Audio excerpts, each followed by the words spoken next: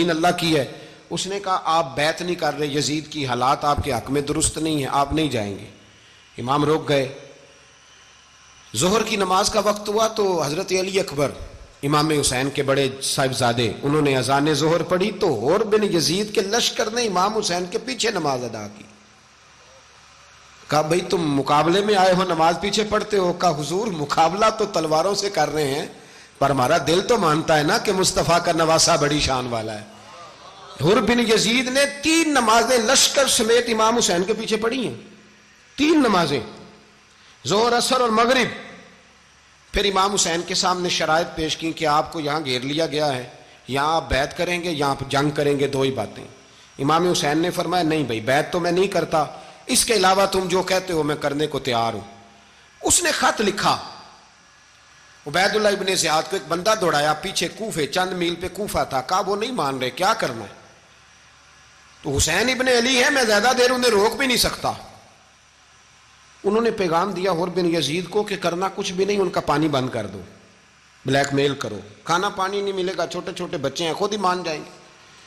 حضرت امام علی مقام کے بارے میں حر کے پاس جب یہ پیغام آیا تو حر کہنے لگا میری طبیعت نہیں مانتی حسین پر پانی بند کروں، دل نہیں مانتا. جب یہ لفظ کہے نا دوبارہ تو پھر عبید اللہ ابن زیاد نے عمر بن سعد کو 10,000 آدمی دے کے بھیجا. کہا حر بن یزید لچک دکھا رہا ہے حسین کے حق میں. ایک رے کا علاقہ تھا، بڑی وہاں فصل ہوتی تھی، لوگ کوشش کرتے تھے وہاں کا گورنر بننے کی، کوشش کرتے تھے. تو عبید اللہ ابن زیاد کہنے لگا تمہیں رے کی گورنری ملے گی، سب سے سرسبز و شاداب علاقہ، تمہیں وہاں کا گورنر بنایا جائے گا اگر حسین کے خلاف لڑو گے. یہ اتنی زبردست ہوتی ہیں گورنریاں کہ گورنریوں کے لیے لوگ نسل رسول کے خلاف بھی نکل آتے ہیں. یہ اتنی تگڑی ہوتی ہیں، اتنی جلدی وفاداریاں بدلتی ہیں. وقت اتنا نہیں کہ میں مزید تفصیل میں جاؤں. امام حسین کو روک لیا گیا، عمر بن سعد نے روک لیا. 1 محرم کو امام آئے، 7 محرم تا روکا گیا، 7 محرم کو پانی بند کر دیا. جانور پانی پیتے تھے، گھوڑے پیتے تھے، کتے پیتے تھے، لیکن مصطفیٰ کے گھرانے کو پانی پینے کی اجازت. 3 دن تک پانی بند رہا. 9 محرم کو عمر بن سعد نے اور لوگ بلائے. شمر ایک بڑا سخت آدمی تھا، سنگ دل بدبخت، جس نے حضرت علی اصغر کے گلے پر تیر مارا تھا، وہ اور لشکر لے کے آیا.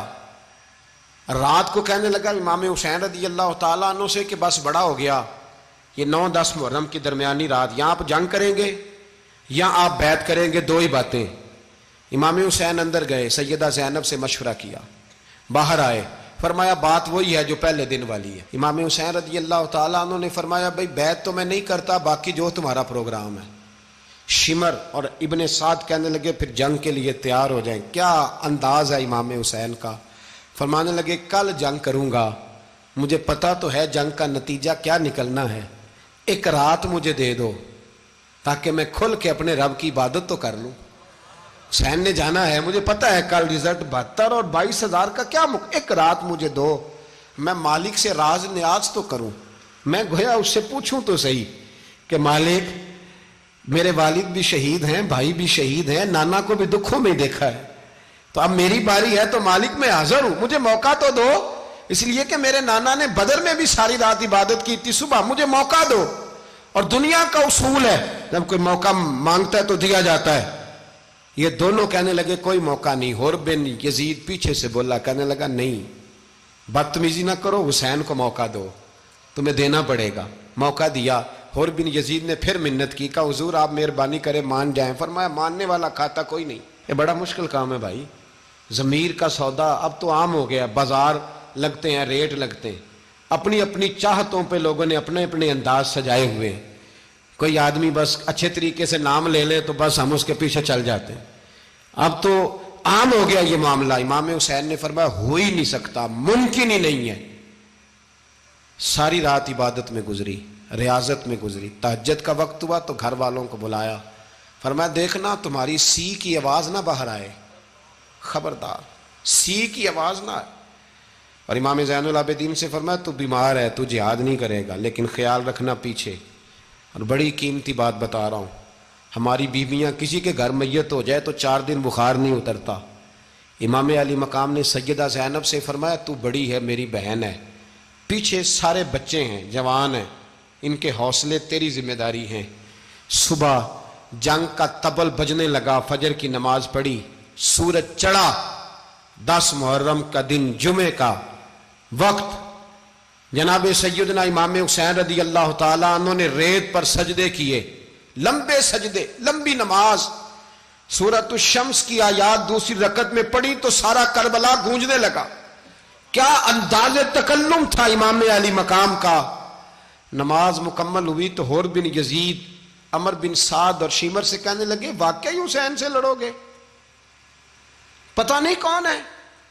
قُلْ لَا أَسْأَلُكُمْ عَلَيْهِ أَجْرًا، تم نے نہیں پڑھا، إِلَّا الْمَوَدَّةَ فِي الْقُرْبَى، تمہاری آنکھیں بند ہیں، الحسن والحسین سید الشباب اہل جنہ، تمہیں نہیں پتا؟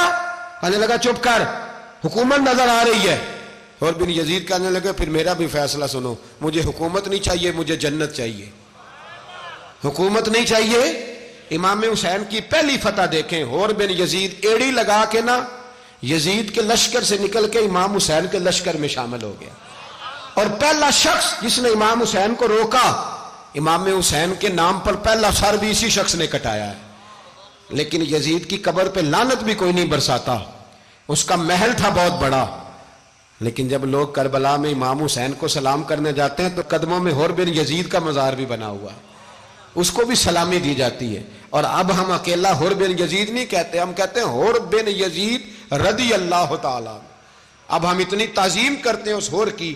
جناب امام حسین کو میدان میں کھڑا کیا گیا، جہاد کا طبل بجا، پہلے خدام آئے، اور سن لو آج وہ پتہ نہیں بازاری سے لوگ چڑھ گئے ہیں سٹیجوں پہ، بازاری سے، نہ چہرے پہ داڑھی ہے، نہ سر پہ کوئی کپڑا ہے، بازاری لوگ ہیں، بھاگ رہے ہیں، بازو چڑھائے ہوئے ہیں، بٹن کھولے ہوئے ہیں، تماشا بنا دیا۔ سننے والوں کا بھی اللہ ہی حافظ ہے، وہ سٹیج پہ یہ اہل بیت کی شان بیان کرتا ہے، بھاگ کے ادھر جاتا ہے، یہ کوئی طریقہ ہے؟ سننے والوں کا بھی عجیب انداز ہے، ہر بندے کو سننے بیٹھ جاتے ہیں۔ دین مہذب ہے، تہذیب والا ہے، دلائل رکھتا ہے، دین وقار رکھتا ہے، ایسے لوگ اب دین بیان کریں گے؟ حضرت سیدنا امام حسین رضی اللہ تعالیٰ عنہ صبح جب جہاد کا وقت آیا، پتہ ہے کون کون تھے کربلا میں؟ امام حسین کے ساتھ امام حسین کے 4 بھائی تھے کربلا میں۔ کتنے؟ بول کے بتائیں۔ حضرت علی کے 4 بیٹے، عباس بن علی، جن کو حضرت عباس کہا جاتا ہے نا، علمدار، یہ حضرت علی کی دوسری زوجہ میں سے۔ عباس بن علی بھی تھے، اور ابو بکر بن علی بھی تھے، عمر بن علی بھی تھے، عثمان بن، یہ حضرت علی کے بچوں کے نام ہیں۔ یہ آپ کے شہزادے امام حسین کے ساتھ شہید ہوئے، ان کا نام صرف اس لیے نہیں لیا جاتا کہ ان کا نام خلفائے ثلاثہ کے نام پہ، حضرت علی نے اپنے یاروں کے نام پہ رکھا ہے، تو تم نے کربلا کے میدان سے خارج کر دیا۔ یہ تینوں شہزادے حضرت جناب سیدنا امام حسین کے ساتھ تھے، یہ بھی شہید ہوئے۔ حضرت جناب زینب امام حسین کی سگی بہن ہے، ان کے 2 بچے تھے، اون و محمد۔ جب امام حسین میدان میں جانے لگے تو جناب زینب بچوں سے کہنے لگی نہ، پہلے بھائی نہیں جائے گا، پہلے بھانجے جائیں گے۔ 2 بچے شہید ہوئے۔ حضرت قاسم بن حسن امام حسن کے بیٹے تھے، وہ جب میدان میں جانے لگے تو امام حسین نے کہا نہیں بھائی تو نہیں جائے گا، تو میرے بھائی کی نشانی ہے، میں جاؤں گا۔ تو حضرت قاسم بن حسن نے ایک تعویذ کھول کے دیا کہ ابا جی میرے والد نے کہا تھا جب بڑی مشکل آ جائے تو تعویذ کھول کے دیکھنا، تو آج بڑی مشکل آئی ہے تو میں نے تعویذ کھولا ہے، تو یہ دیکھیں کیا لکھا ہے، یہ تو رکا ہے، تعویذ ہے ہی نہیں۔ جب کھول کے دیکھا تو اس پہ لکھا تھا قاسم اگر حسین پہ کوئی کڑا وقت آ جائے تو بیٹھ کے آگے آگے رہنا، اگر کڑا وقت میرے بھائی پہ کبھی آ جائے نا دیکھنا اس کے آگے آگے چلنا، اسے حسن کی کمی نہ محسوس ہو، پائیاں جہاں ساک نہیں کوئی جے وچ خار نہ ہوئے۔ سیدنا امام حسین پہلی دفعہ کربلا میں اس وقت روئے جب یہ رکا، آپ نے دیکھا تو فرمایا ٹھیک ہے، اگر حسن کی یہ وصیت ہے تو میں نے زندگی میں اگر ان کی ہر بات مانی ہے اب بھی مانوں گا، تمہیں اجازت ہے۔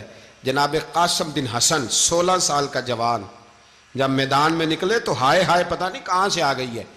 امام قاسم بن حسن جب میدان میں نکلے تو تبری سے لے کر علامہ ابو الاسناد صاحب سب کو پڑھ کے تو دیکھو، 3 دن کی پیاس ہے، شدید آزمائش ہے، دکھ ہے، تکلیفیں ہیں، پھر بھی پہلی دفعہ جب میدان میں گئے ہیں واپس آئے ہیں 19 لوگوں کو قتل کر کے واپس آئے. سناؤ قصہ خیبر کو، تمامی اپنے بچوں کو.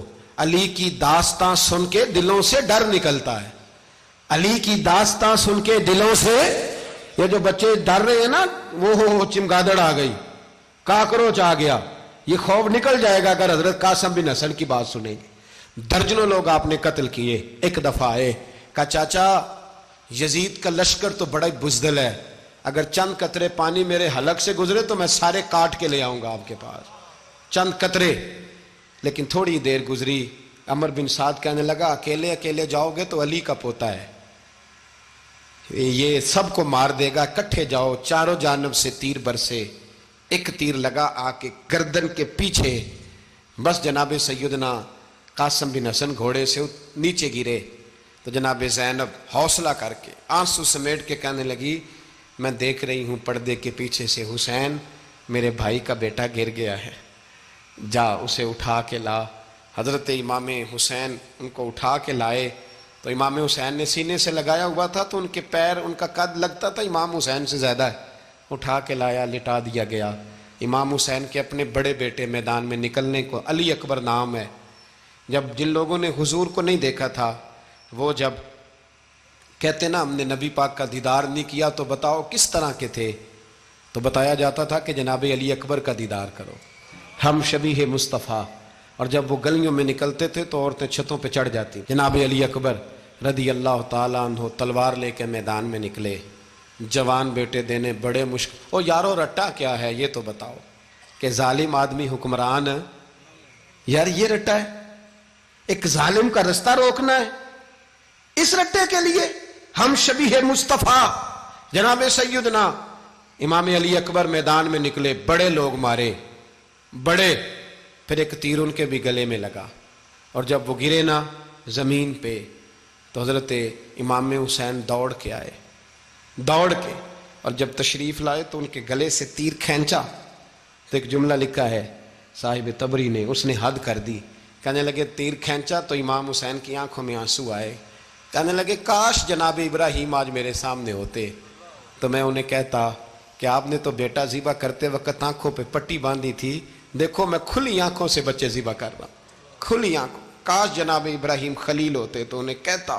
جناب علی اکبر بھی شہید ہوئے. حضرت علی اصغر کو تو اچانک اٹھایا تھا امام حسین، باہر نکلے تو گردن پہ تیر لگا تو 6 مہینے کا بچہ وہ بھی شہید ہوا. خون اچھالا آسمان کی طرف تو کہا مولا دیکھ لے، میں نے 6 مہینے والا بھی نہیں بچایا، وہ بھی دے دیا ہے. پھر حضرت عباس کو بیٹیوں نے کہا کہ اب نہ، کچھ کہتے ہیں پہلے شہید ہوئے، کچھ نے لکھا بعد میں، کہ اب ہم سے پانی کے بغیر نہیں رہا جاتا. تو جناب عباس پانی کا مشکیزہ لے کے نکلے باہر، ایک ہاتھ کٹا، دوسرے پہ مشکیزہ وہ بھی کٹا. پھر پانی تو بھر لیا تھا، لا نہ سکے، پھر گردن کٹی تو شہید ہوئے.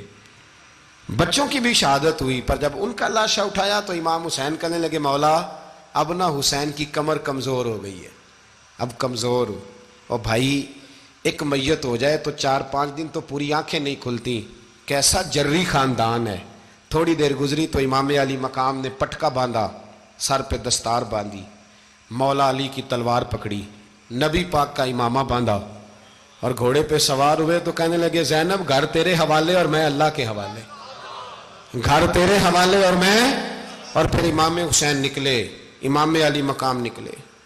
راوی کہتے ہیں کہ یہ جلوہ پہلے بھی بڑے سونے تھے پر آج جو رنگ دیکھا وہ کبھی نہیں دیکھا. کیا انداز تھا، جدھر جاتے نعرہ لگاتے تو حد ہو جاتے.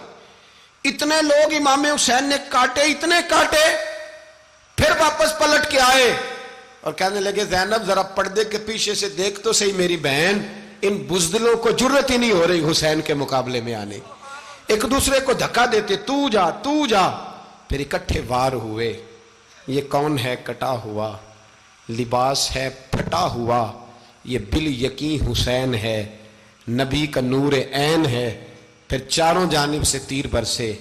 تو امام علی مقام چونکہ نماز کا وقت ہو گیا تھا، اترے گھوڑے سے، خون بہ رہا تھا، گرم ترین ریت سے تیمم کیا، سر سجدے میں رکھا، اور جب شمر آپ کی گردن کاٹنے لگا تو کہنے لگے ٹھہر جا ذرا رب سے ایک بات کر لینے دے.